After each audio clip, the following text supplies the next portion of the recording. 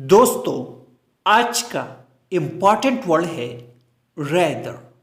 Rather का क्या मतलब है, आइए सीखते हैं आज की इस छोटी सी वीडियो में।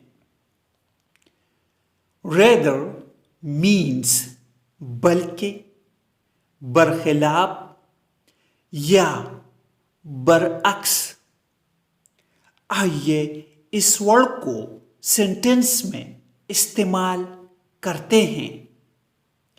He came very late last night, or rather in the wee hours this morning.